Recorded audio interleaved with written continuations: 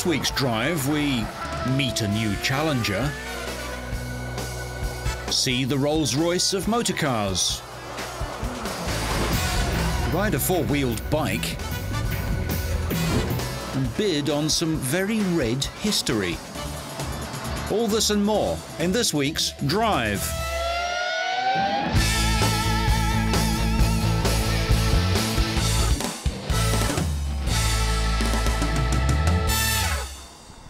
The Williams Formula One team travelled to the Catalunya circuit near Barcelona, where drivers Ralf Schumacher and Juan Pablo Montoya unveiled the new FW25. Last year they managed just one win all season, Ralf Schumacher's triumph in Malaysia when he led home his teammate. Colombian Montoya was unable to add to the maiden victory he scored in Italy in his rookie season in 2001, despite starting on pole 7 times last year.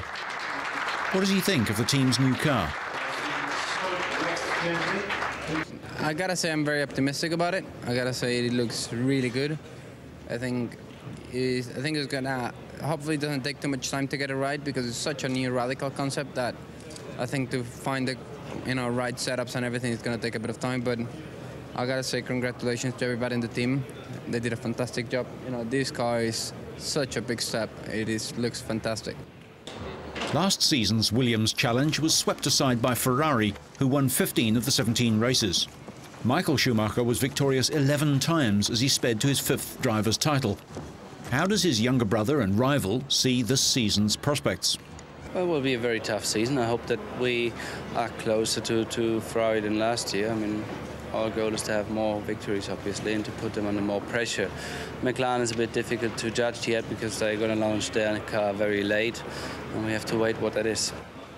The Williams team will be the only one of the top 3 Formula One squads to begin the season in Australia on March the 9th with their 2003 car. Every year you want to do a better job than the year before. I finished 3rd in the Drivers' Championship and 2nd in the Constructors. I think the minimum thing we were trying to aim is minimum would be try to stay 2nd in the Constructors, but we have to really wait and see how quick the car is going to be. It's very early days. I think when we get to Melbourne, we're really going to have an idea how competitive we're going to be, because the minimum thing we need to get with this car is be at Ferrari's level by Melbourne. Ferrari will start the campaign with last year's car, while McLaren's new car is unlikely to appear until the first European race in April. Sir Frank Williams' team last won the Drivers' Championship in 1997 with Jacques Villeneuve, but he is optimistic that the new car could bring the team victory. I'm excited by it because it's so important, and a lot of work and thought has gone into it. It's different, but it's all constructed within a set of rules that apply to everybody, so it's not that different. But we're enthusiastic and excited. BMW Motorsports directors Gerhard Berger and Dr. Mario Thiessen with the car's designer Gavin Fisher. The team's test driver is Marc Genet. He's been working hard on the new car. Berger was asked about the new rules for this year. 1 lap qualifying on Saturday and no driver aids after Silverstone mid-season. What do you make of that? I personally like it because I think that could cover both problems. It should reduce a bit costs, and it gives again more input from the driver. I think that's very important. And the fans, they like to see sliding cars. I think they like to see good starts, bad starts. So I think it's a good step in a good direction. Juan Pablo Montoya is a potential champion. He's taken the fight to Ferrari and Schumacher Sr. more than once, and his string of 7 pole positions prove that he's got the pace. Yet, for a variety of reasons, he didn't clinch a single race in 2002. Williams, winners of 9 constructors' titles and 7 drivers' championships between 1980 and 1997, with drivers like Mansell, Prost and Hill, have recognized that they would have to develop a more aggressive car to close the gap to Ferrari. The new car is shorter than last year's and, despite limitations imposed by the regulations, has a new aerodynamic package. However, the car is not yet in its final aero specification, so the team's focus has been on learning the car and putting as much mileage as possible on the new car's components. BMW Motorsport director Mario Thiessen said the new P83 engine was designed to be, like last year's model, the most powerful engine in Formula One, revving to over 18,000 RPM. After the launch, the team had a 5-day testing session. They used 2 days for engine development work, with Marc Genet driving the old car fitted with a new engine. With the new chassis, the FW25, the focus has been on testing the new engine in its final surroundings. For example, checking the cooling system, oil circulation, intake system and exhaust system. This first test confirmed all the systems were operating successfully. At the next test in Valencia, they should be closer to a basic starting point for the aerodynamic setup. Once this baseline is achieved, technicians and drivers will begin to work on improving the balance and fine-tuning the drivability of the new car. The next 3 test sessions prior to the first Grand Prix will focus on the race performance setup of the whole package.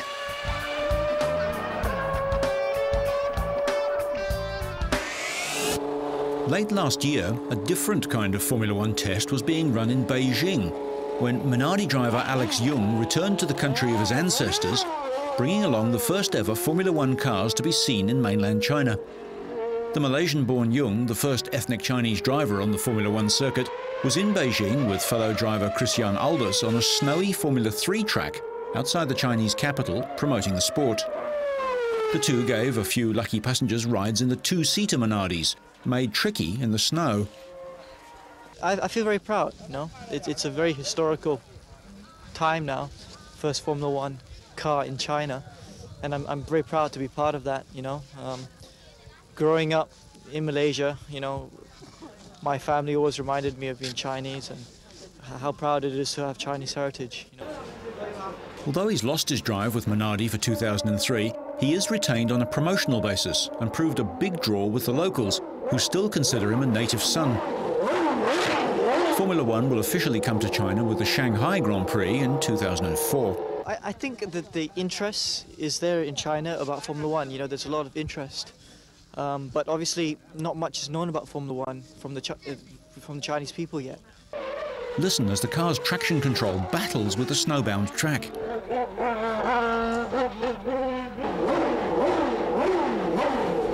Touring car ace Christian Albers from Holland was a test driver with the team, but his contract expired at the end of last year. Het is geweldig om hier een keer in China te zijn en helemaal natuurlijk om.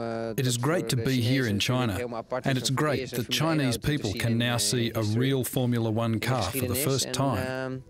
It's good because the 2004 Grand Prix will be held in Shanghai.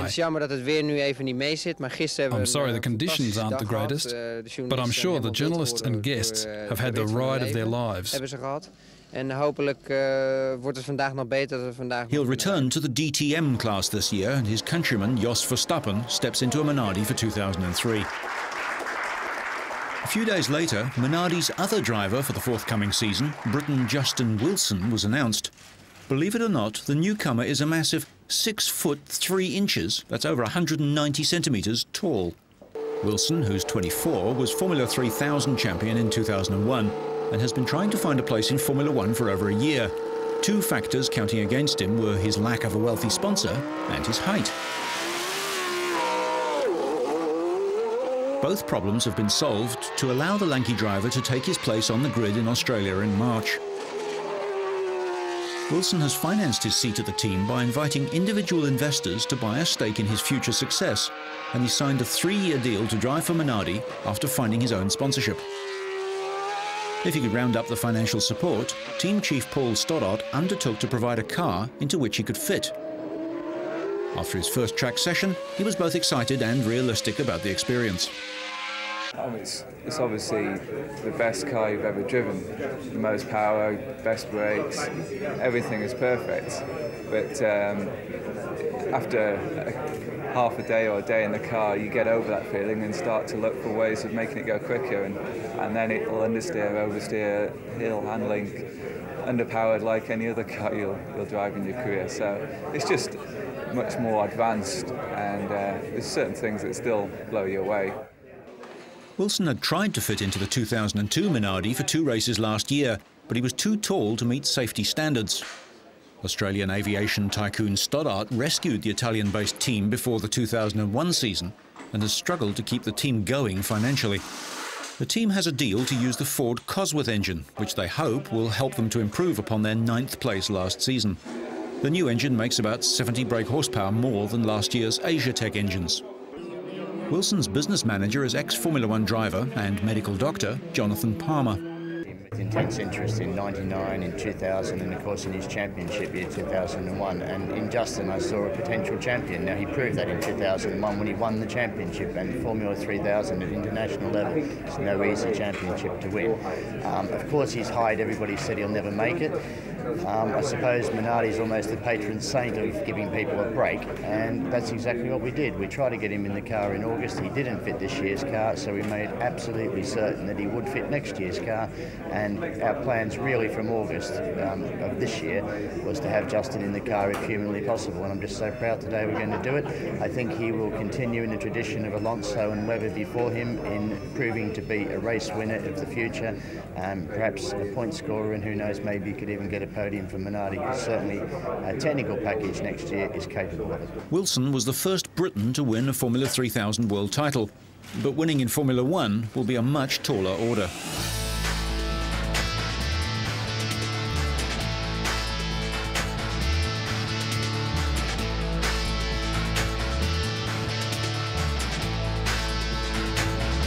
This year's Detroit Motor Show, better known as the North American International Auto Show, was the scene of a rare launch, the unveiling of a new model from the one manufacturer that everyone looks up to, Rolls-Royce.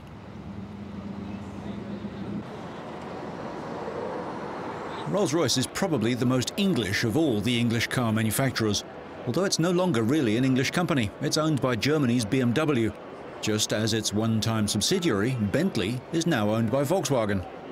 Tony Gott is chairman and chief executive of Rolls-Royce Motor Cars. The Rolls-Royce Phantom.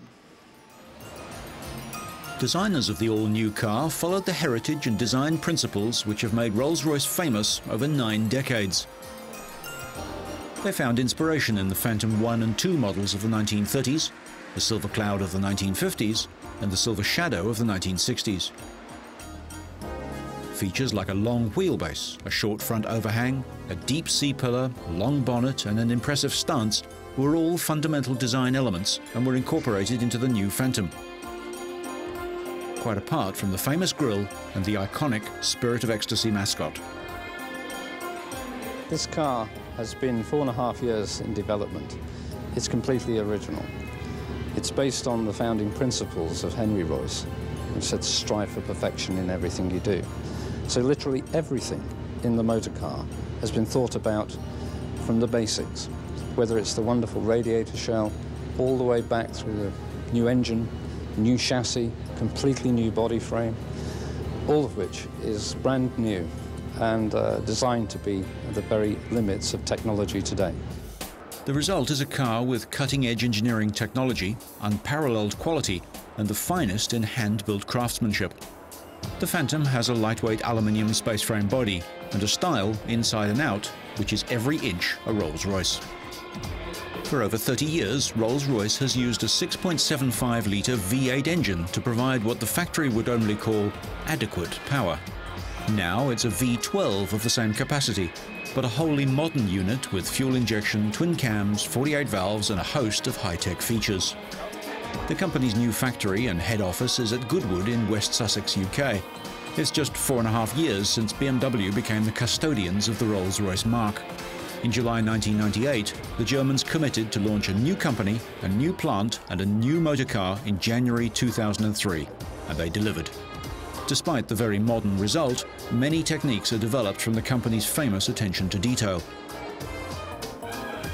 For example, the selection and treatment of the Connolly leather upholstery is legendary.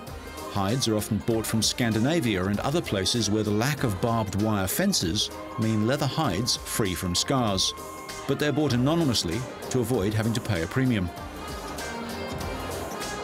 However, even that process has felt the cold, efficient hand of technology. Laser template patterns are fitted onto single hides to make the best use of each hide, to ensure as little variation in colour as possible, and to cut wastage. The computer makes sure that none of the pieces get left out. More than 600 individual pieces will go into the standard interior.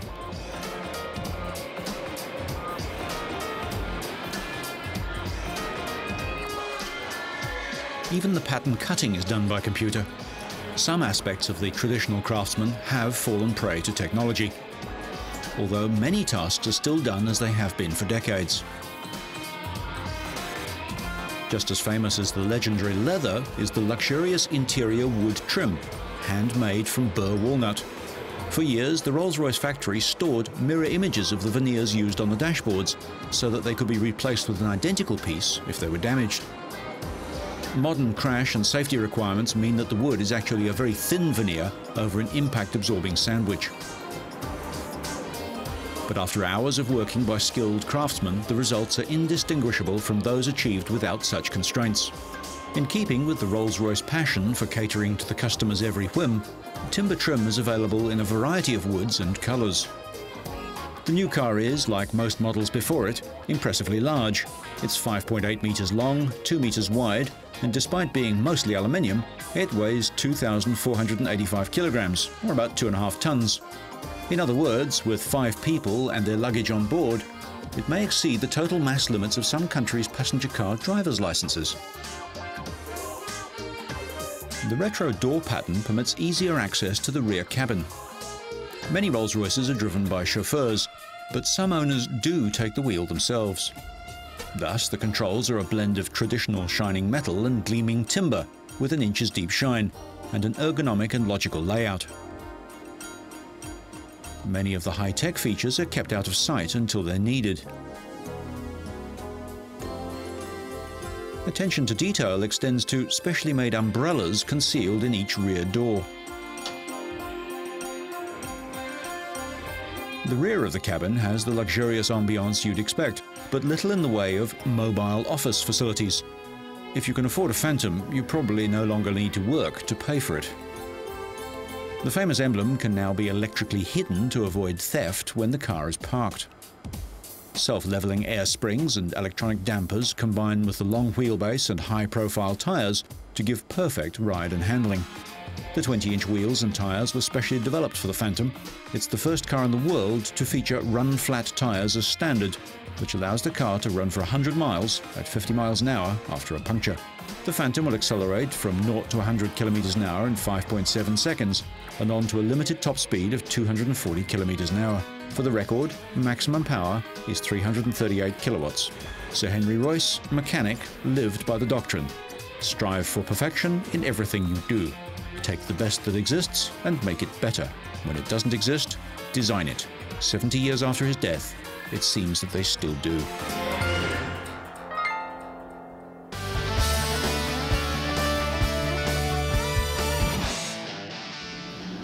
The Detroit show has seen a lot of concept cars over the year, but a four-wheeled motorcycle powered by a 500 horsepower, 8.3-litre V10 engine is a first. Bike enthusiasts are hoping it will turn out to be more than just a concept. Chrysler unveiled the Dodge Tomahawk, essentially the engine from a Dodge Viper slotted into a unique motorcycle frame. Chrysler executives said while the chrome-draped Tomahawk was outlandish, they were seriously considering whether to build a few hundred, at a price of at least $250,000 each. This is for people who are passionate about engines, said Chrysler boss Wolfgang Bernhard, who rode the Tomahawk on stage.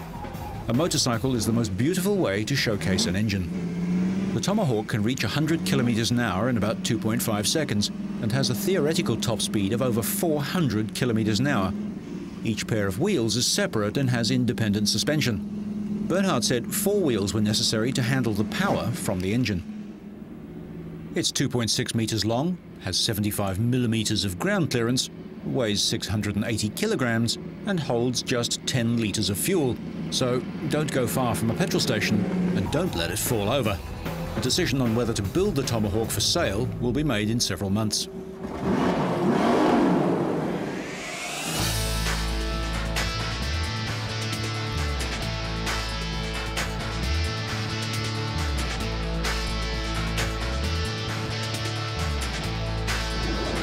Former World Formula One champion Alain Prost was the attraction at the latest round of the Andros Trophy. A sunny Serre Chevalier in the French Alps was the venue for round 6, where the veteran driver didn't threaten the championship leaders, but a commendable performance saw him finish 8th in the weekend's second final. The Andros is run in some of France's most famous mountain resorts and climaxes in a grand final at the end of the season. The first final was a two-horse race between Marcel Tarrés and Christian Bourrajean.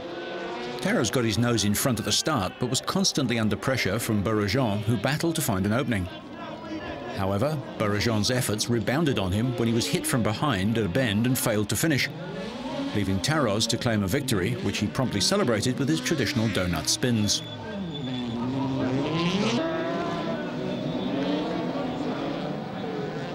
The second final was far less exciting, with a dominant Jean-Noël Langtuy, who began in pole position, leading from start to finish.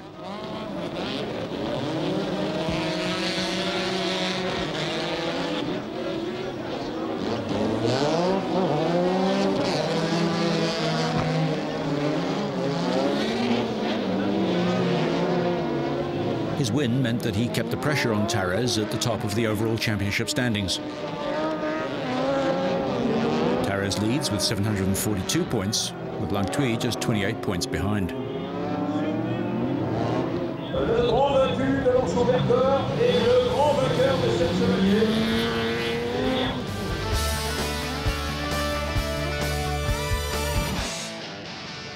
The strength of the Ferrari collector's market was confirmed in Bonham's Auctioneer's 5th annual sale, dedicated to the Maranello marque. Held traditionally in the towering, castle-like splendour of Gstaad's Palace Hotel in Switzerland, the sale was highlighted by fierce bidding battles for Ferrari Gran Turismo cars, especially those with Swiss histories.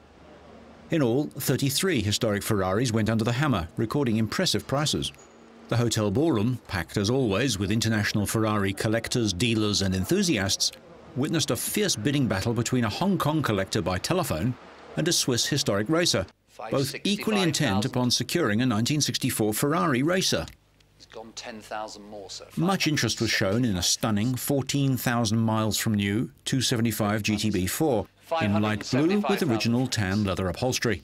Going to the United States of America at the moment at 575,000. This Berlinetta set a new auction record for the model. Still, sir. Last chance then. Well, thank you anyway, sir. 575. Bid here at 575. All done, all finished. Your bidder, Tim. 575,000. Thank you, Malcolm. Against you. The 1964 Geneva show car was the most successful of just 3 250 GT Lusso Berlinettas prepared for racing. Its illustrious career includes wins in the Tour de France and at Monza, owned and driven by Charlie Muller. You've come a long way. You've been with me. 535,000. It is against you. It's 535,000 in this gallery. No more. Your car, sir, at 535. Thank you very much. Another 250 GT Lusso Berlinetta was sold for 332,000 Swiss francs to an anonymous Swiss buyer. This original example was owned by the Swiss Formula One driver Joe Siffert, and after his death in 1971 passed to his friend, local artist Jean Tingley, who kept the Ferrari in his house as a piece of automotive sculpture. 296,000, Malcolm. The red car that you see behind me is the oldest surviving competition Ferrari. It's a car that has chassis number 002. And if you ask me why not 001, it's because 001 was recycled into another car, as Ferrari often did in the period. So chassis number 002 is the oldest surviving Ferrari. It is the car that started the Ferrari legend. The ex-Bassana Tipo 166 Spider Corsa was sold to one of Switzerland's foremost collections for almost 1.1 million Swiss francs. So, whether you're taking on the rest of the world, just going for a spin, or starting a new job, so you stay on track and up to speed, make sure you catch next week's Drive.